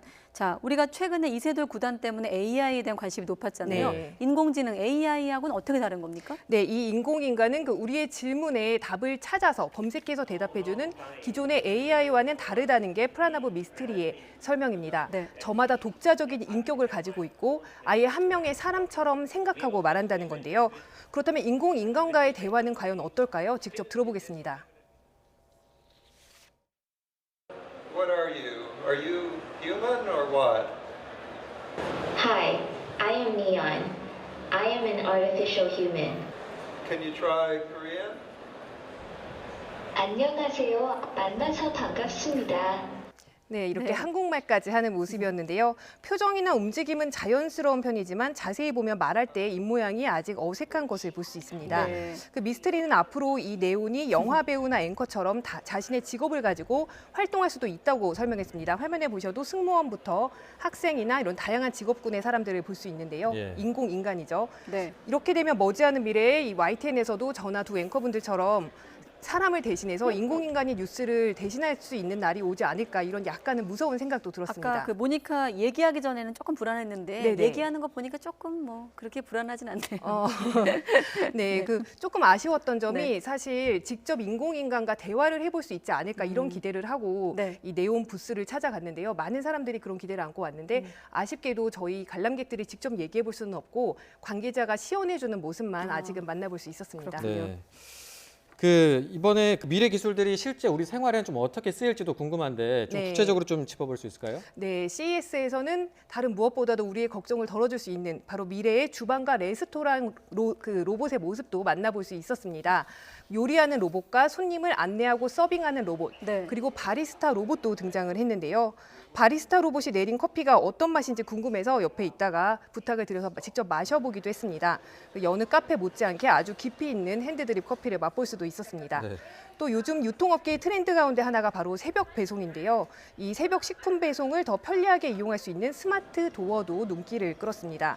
택배 기사가 주문자에게 받은 일회용 QR코드를 사용해서 네. 그 현관문 옆에 있는 냉장고 형태의 보관함을 열 수가 있게 돼 있습니다. 그래서 현관문 옆에 보관함을 열고 식품을 넣으면 그 주문한 사람은 집 안에서 다시 문을 열고 그걸 꺼내볼 수 있는 방식인데요. 네. 그 과도한 포장이 또 문제가 되고 있는데 이러한 포장을 줄이고 제품을 신선하게 받아볼 수 있다는 점에서 앞으로 유용할 수 있겠다는 생각도 들었습니다.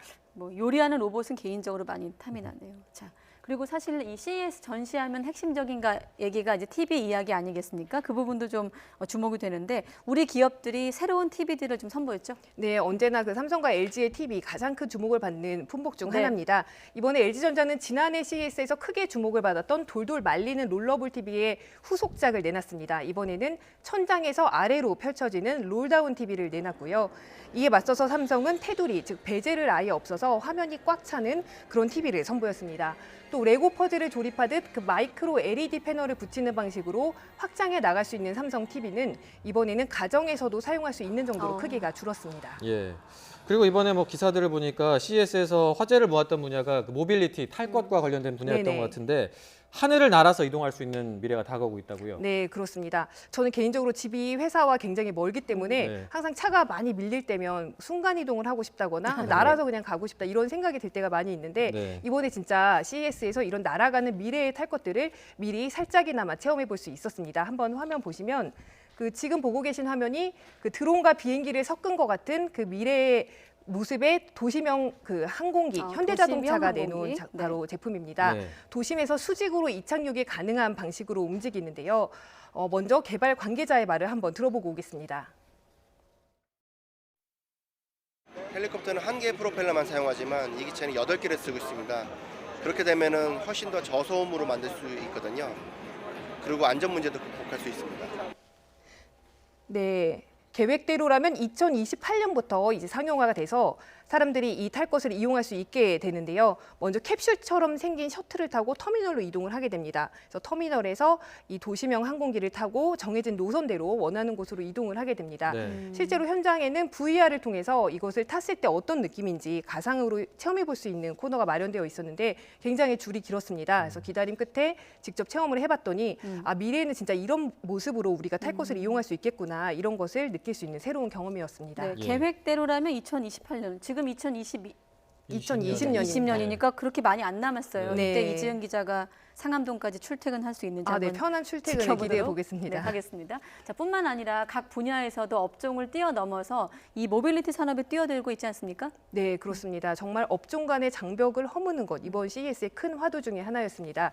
그 CES에서 특히 모빌리티 분야의 특징으로 이런 게 등장을 했는데, 쉽게 말해서 현대차 전시장에는 차 대신 항공체가 등장을 했고, 아까 보신 것처럼 전자제품 회사인 소니 전시장에는 전기차가 있다. 이 정도로 정리할 수 있지 않을까 싶습니다. 네. 그 항공 모빌리티와 완전 자율주행차 등 그 모빌리티 기술을 향한 경쟁이 그야말로 업종 간의 장벽을 넘어서 펼쳐지고 있는 건데요. 전자제품으로 유명한 일본 소니, 부스 한가운데에 아예 자율주행 자동차 모델을 전시해서 눈길을 끌었고요. 네. 또 벤츠와 아우디 등등 그 완성차 업체들도 인공지능과 자율주행 기술을 접목한 미래의 차들을 선보였습니다.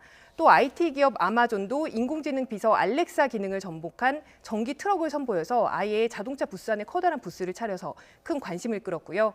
특히 완전 자율주행 시대에 차 안에서 우리가 어떻게 시간을 보낼 것인지에 대한 삼성과 LG, SK 등 국내 기업들의 그런 고민도 엿볼 수 있었습니다. 네. 그리고 앞서 뭐 요리하는 로봇, 커피 내리는 로봇 이런 것도 소개를 해주셨는데, 건강이나 미용 분야를 포함해서 이런 분야에서도 톡톡 튀는 기술들이 많이 나왔다고 좀 소개를 해주시죠. 네, CES 전시관은 분야에 따라서 나뉘어 있습니다. 그 네. 라스베가스 도시 전체에 걸쳐서 그 행사가 열리기 때문에 굉장히 방대한데요. 특히 소비재 기업과 스타트업 위주로 구성된 센지 엑스포란 곳이 있는데, 이곳에는 그야말로 탐나는 기술들이 많았습니다. 네. 현장에서 관심이 뜨거웠던 기술 가운데 하나가 바로 국내 스타트업이 개발한 두피 케어와 탈모 예방 솔루션이었습니다. 네. 작은 기기를 몇 초 동안 두피에 대고 있으면 내 머리의 수분 상태가 어떤지, 또 민감 정도가 어떤지, 그리고 두발이 지금 빠짐 정도가 어떤지를 체크를 해주는데, 어떻게 관리하면 좋을지까지 조언을 해주는 제품이었습니다. 네. 또 카메라가 손가락을 인식해서 아무런 키보드나 장치가 없어도 타자를 칠 수 있는 가상 키보드나 형광펜으로 줄을 그으면 자동으로 그 문장이 스크랩이 되고 또 검색도 할 수 있는 그런 스마트 형광펜도 흥미를 끌었습니다. 예. 모두 국내 스타트업들이 선보인 기술들이었고요. 예. 이 밖에 국내 기업들 중에 처음으로 CES에 참가한 아모레 퍼시픽의 경우에는 그 마스크팩을 하다 보면 사람마다 얼굴 크기가 다르기 때문에 사이즈가 가끔 모자라거나 남는 경우가 맞아요. 있는데요. 네, 맞춤형으로 그 사이즈를 측정해서 즉석에서 3D 프린터로 만들어주는 그런 기술을 선보였는데, 이 기술이 CES에서 혁신상을 수상하기도 했습니다. 네, 뭐 인간부터 이렇게 맞춤형 마스크까지 화면만 이렇게 들여다보고 있어도 참 신기하고 네. 재밌는데, 사실 뭐 신기술이 모여 있는 경연장이었잖아요. 취재하면서 좀 느낀 점을 짧게 요약한다면 어떤 걸 좀 느꼈나요? 네, 이번 CES를 취재하면서 그 느낀 가장 큰 거는 더 이상 기업들이 전자면 전자, 자동차면 자동차 이런 식으로 기존의 업종 장벽에 얽매이지 않는다는 점이었습니다. 또 단순히 새롭고 훌륭한 기술을 보여주고 자랑하는 것에서 벗어났다는 점도 특징이었는데요. 이 기술들이 우리의 삶 속에 들어와서 삶을 어떻게 바꿔놓을 것인지에 주목하고 또 미래의 우리 삶을 미리 엿볼 수 있는 그런 기회가 아니었나 싶습니다. 직접 현장에서 보니 우리 기업들의 활약상도 굉장히 빛났는데요. 네. 세계 모든 기업들이 4차 산업혁명의 무한 경쟁으로 뛰어드는 상황에서 우리 기업들이 경쟁력을 살릴 수 있도록 돕는 국가적 그리고 제도적 지원도 반드시 뒷받침되어야 한다는 생각입니다. 네. 예, 알겠습니다. 미래 기술의 격전장이었던 CES 취재 후기 오늘 이지은 기자와 함께했습니다. 오늘 말씀 잘 들었습니다. 네, 수고하셨습니다. 잘 들었습니다. 감사합니다.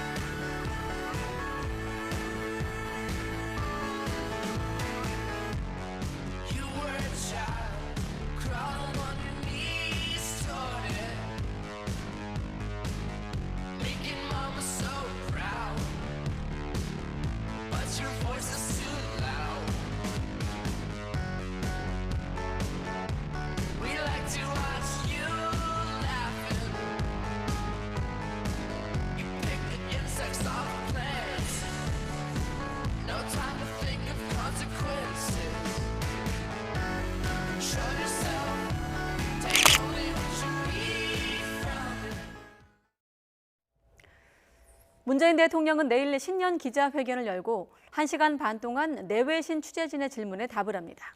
집권 4년차 남북관계 개선 방안과 검찰 인사 논란, 또 한일 관계, 부동산 정책 등 어려운 국정 현안에 대해서 문 대통령이 어떤 입장을 밝힐지 주목됩니다. 김도원 기자입니다.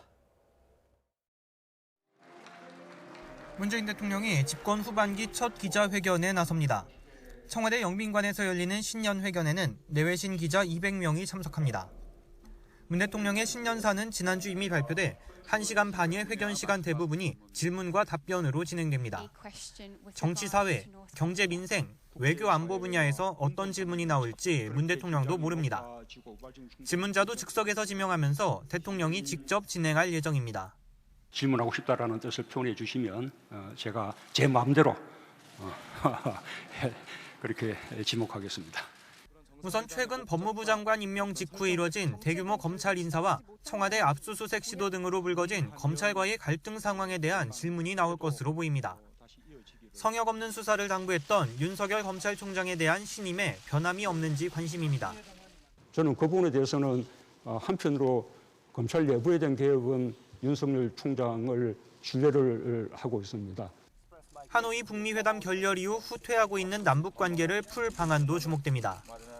북한은 올해 남북 관계에서 운신의 폭을 넓히겠다고 한 문 대통령의 신년사에 아무런 반응을 보이지 않았습니다. 평화는 행동 없이 오지 않습니다. 남북 관계에 있어서도 더 운신의 폭을 넓혀 노력해 나가겠습니다. 오히려 북미 대화에 끼어들지 말라면서 연초부터 우리 정부의 중재 역할에 선을 긋고 나섰습니다. 이 밖에 한일 관계 정상화 방안과 호르무즈 해협 파병 문제, 경기 활성화 방안, 부동산 대책 등 집권 4년차 국정 현안에 대한 자유로운 질문이 나올 것으로 예상됩니다. YTN은 오전 10시부터 시작되는 이번 신년 기자회견을 생중계합니다. YTN 김도훈입니다. 네, 북한 김계관 외무성 고문이 북미 대화에 끼어들지 말라고 혼수를 둔 데 대해 정부는 서로 지킬 건 지켜야 된다는 말로 응수했습니다. 이런 가운데 북한 매체들은 한미 연합훈련에 대한 비난 공세를 이어갔습니다. 황혜경 기자가 보도합니다. 지난 주말 갑작스러운 북한 외무성 고문 명의의 담화에 당국은 촉각을 곤두세웠습니다. 대통령에 대한 직접적인 비난은 없었지만 설레발이나 호들갑, 바보 신세 등 격한 용어를 동원했기 때문입니다. 당시 별다른 입장을 표명하지 않았던 정부는 서로 지켜야 할 선은 있다면서 애둘러 불쾌감을 드러냈습니다. 남북관계 발전과 한반도 평화 정착을 위해서는 남북이 상대방을 존중하면서 또 서로 지켜야 할 것은 지켜나가는 그런 노력을 해야 될 것입니다. 북한은 외무성 고문 담화에 이어 매체를 동원해 한미 연합훈련에 대한 압박에도 나섰습니다. 우리 정부를 미국의 하수인, 미국의 51번째 주라고 비난하면서 미국 눈치만 보며 북친 연습을 계속한다고 비아냥거렸습니다. 북한 매체의 언급에 대해서 저희가 일일이 대응할 가치를 느끼지 않고 있습니다. 또한 연합훈련에 대해서는 한미 간 긴밀한 공조하에 조정 시행한다는 기존의 입장에는 변화가 없습니다. 새해 들어서도 여전한 북한의 대남 비난은 제재를 유지하고 있는 우리의 대북 정책의 변화를 압박하기 위한 의도로 풀이됩니다. 정면 돌파에 따른 내부 결속을 위해 비난 수위는 당분간 유지할 것으로 보이지만 북미 대화는 여전히 여지를 남겨놓으면서 출구를 모색하고 있다는 평가입니다. YTN 황혜경입니다. 네, 양승태 사법부 시절 사법행정권 남용 의혹으로 기소된 사건 가운데 법원의 첫 판단이 나왔습니다.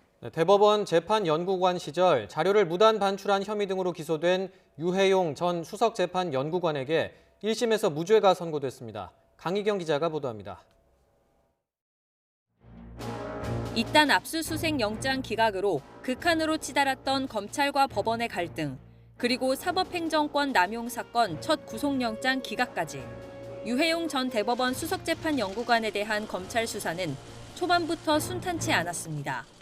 지난해 3월 직권남용 등의 혐의로 기소된 뒤에도 유 전 연구관은 검찰 수사 자체를 문제 삼았고 재판 내내 치열한 공방이 이어졌습니다. 해를 넘겨 나온 사법행정권 남용 사건에 대한 법원의 첫 판단은 무죄였습니다.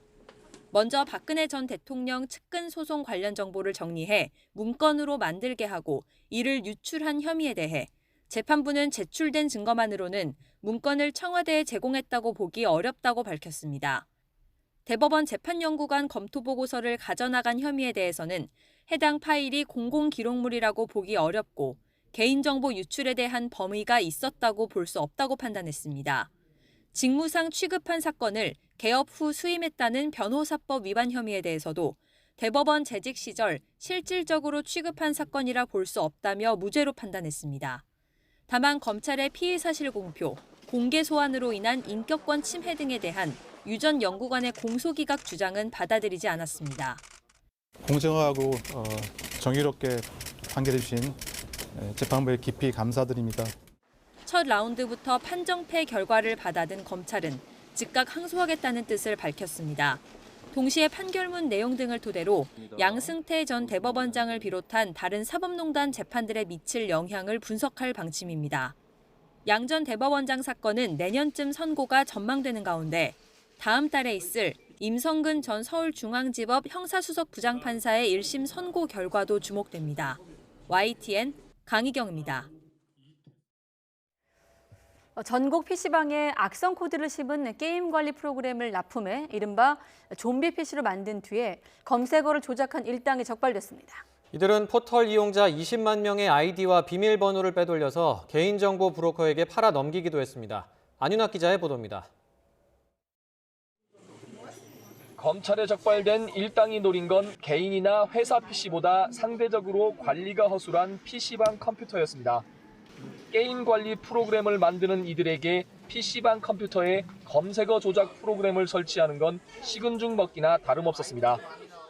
이들이 악성 코드를 심은 게임 관리 프로그램을 설치한 컴퓨터는 전국 PC방 3천여 곳에 21만 대에 달합니다. 이 컴퓨터들은 원격으로 조종이 가능한 이른바 좀비 PC가 된 겁니다. 이렇게 원격 조종이 가능해진 컴퓨터들은 검색어 조작에 사용됐습니다.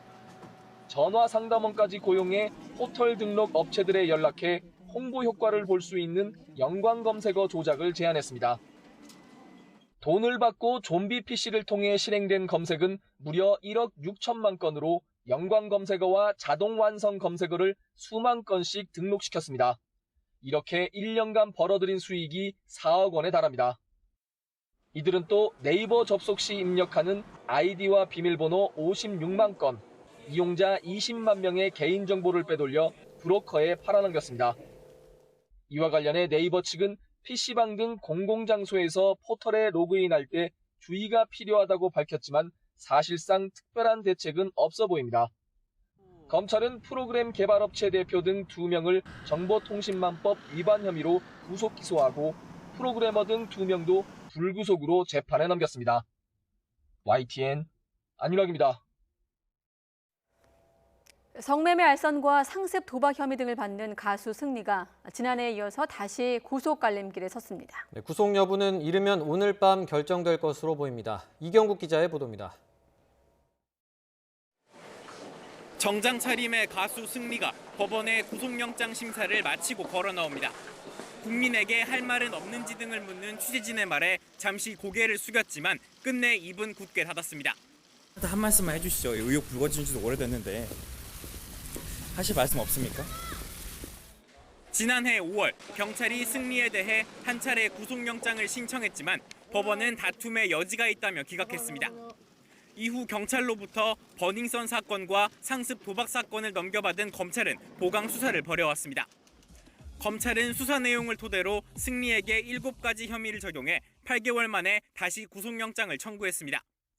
승리는 지난 2015년 말부터 일본과 대만, 홍콩에서 온 투자자들에게 수차례 성매매를 알선하고 클럽 버닝썬과 자신이 투자한 업체인 유리홀딩스의 자금을 횡령한 혐의를 받습니다.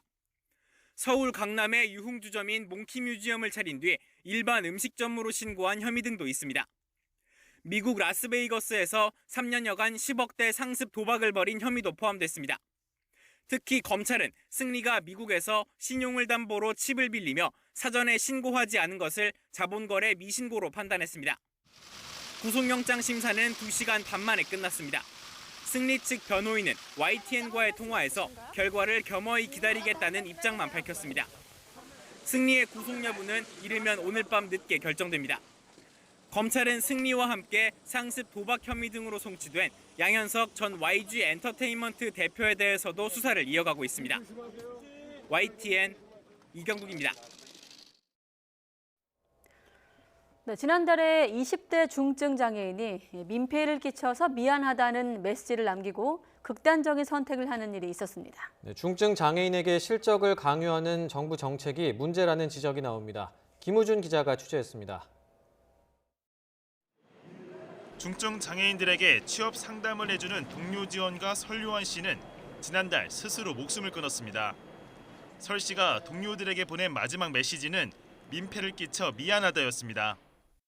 살아가기 위해서는 내 걸그가 우리는 또 다른 주문으로 내몰랐어.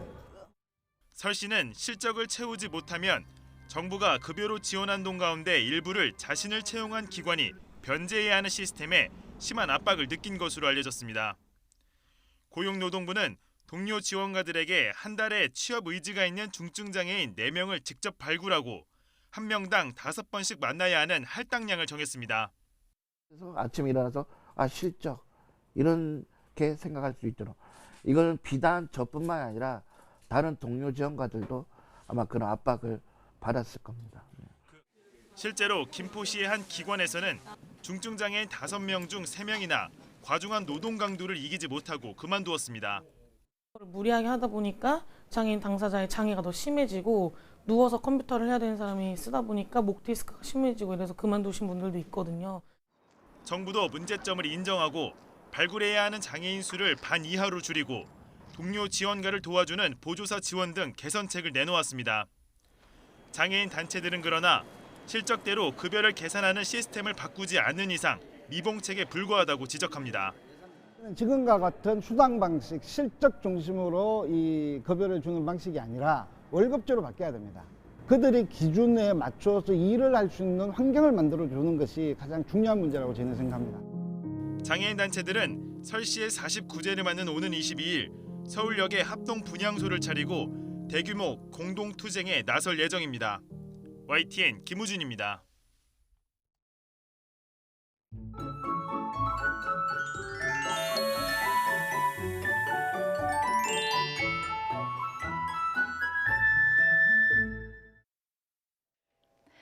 네, 한겨울다운 차가운 바람이 불어오고 있습니다. 낮 동안에도 바람이 불면서 체감온도가 영하권에 그쳤는데요. 퇴근길에 접어든 현재 서울 기온은 영하 0.9도까지 떨어졌습니다.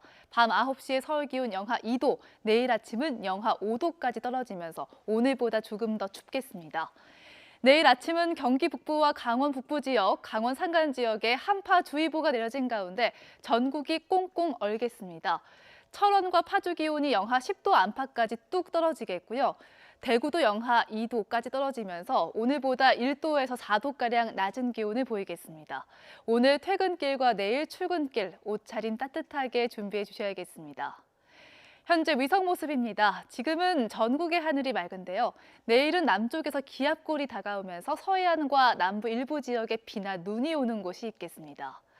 내일 새벽부터 낮 사이에 제주 산간 지역에 최고 15cm 이상, 충남 서해안과 전남, 경남, 남해안 지역에도 1cm 안팎의 눈이 내려 쌓이는 곳이 있겠습니다. 또 경기 남부와 충청 지역, 남부 지역 쪽으로도 산발적으로 눈이 날리는 곳이 있겠습니다.